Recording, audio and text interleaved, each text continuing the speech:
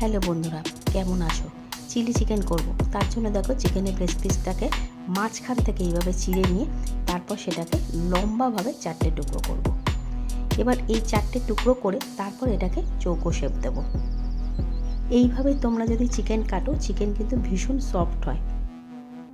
দেখো আমি এইভাবে চিকেনের টুকরোগুলো চৌকো শেপ করে কেটে নিলাম। একটা বাটিতে চিকেনের টুকরোগুলো নিয়ে নিলাম, নিয়ে নিয়েছি একটা ডিম।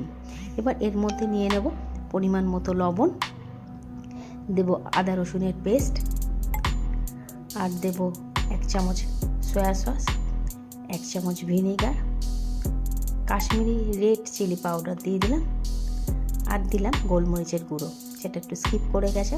খুব ভালো করে চিকেনটাকে মাখিয়ে নিলাম, মানে ম্যারিনেট করে নিলাম। যে অনেকক্ষণ রেখে দিতে হবে তার তেমন কোনো ব্যাপার নেই। এইভাবে যদি তোমরা চিকেন কাটো 10 মিনিট রাখলেই যথেষ্ট। খুব ভালো করে মাখা হয়ে গেল।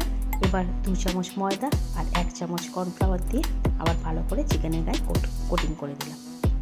পেঁয়াজগুলো দেখো মাঝারি সাইজের পেঁয়াজ আমি 4 টুকরো করে নিয়েছি। করার পর পেঁয়াজের পাপড়িগুলো এইভাবে ছাড়িয়ে নিয়েছি। চিলি চিকেন যখন করবে তখন কিন্তু পেঁয়াজের পাপড়িগুলো এইভাবে ছাড়িয়ে নেবে।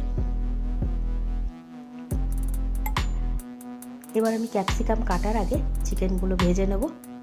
কড়াতে তেল দিয়ে একটু গ্যাপ দিয়ে চিকেনের টুকরোগুলো রাখবো, পিসগুলো। এক পিঠ হয়ে গেছে, অপর পিঠ উল্টে আমি চিকেনগুলো তুলে নেব।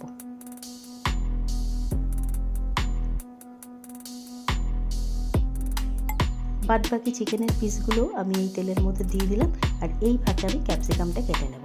ক্যাপসিকামটাও দেখো এইভাবে কাটবে। এইভাবে কাটলে দেখবে চিকেনের টুকরো আর ক্যাপসিকামের টুকরো একই শেপ হবে, ঠিক চৌকো করে। এবার দেখো এক পিঠ ভাজা হয়ে গেছে, চিকেনের টুকরোগুলো আবার অপর পিঠ ভেজে আমি তুলে দিলাম। এইবার পুরো তেলটা দিয়ে অল্প একটু তেল রেখে এর মধ্যে আদা রসুনের পেস্ট দিয়ে দিলাম কাঁচা লঙ্কা কুচি। আদা রসুনের কাঁচা গন্ধটা চলে গেলে পেঁয়াজটা দিয়ে একটু নাড়িয়ে চাড়িয়ে দিয়ে দেবো ক্যাপসিকামগুলো। এবার দিয়ে দেবো পরিমাণ মতো লবণ। সবসময় চেষ্টা করবে যে চিলি চিকেনে এইগুলো যেন ক্রাঞ্চি ভাব থাকে। একটা বাটির মধ্যে নিয়ে নিয়েছি tomato ketchup, soya sauce, vinegar আর রেড চিলি পাউডার দিয়ে এটা দিয়ে দিলাম, আর দিয়ে দিলাম পরিমাণ মতো চিনি। একটা বাটিতে 2 চামচ কর্নফ্লাওয়ার গুলে নিলাম। দেখো এই গোলা কর্নফ্লাওয়ারটা আমি দিয়ে দিলাম। এটাই হচ্ছে চিলি চিকেনের গ্রেভি। গ্রেভিটা পুরো ফুটে গেছে, দেখো কি সুন্দর কালার এসছে। এবার ভাজা চিকেনগুলো এটা দিয়ে দিলাম। 2 মিনিট রান্না করলেই ব্যাস একদম পারফেক্ট চিলি চিকেন তৈরি। সার্ভ করে দিলাম। Thank you.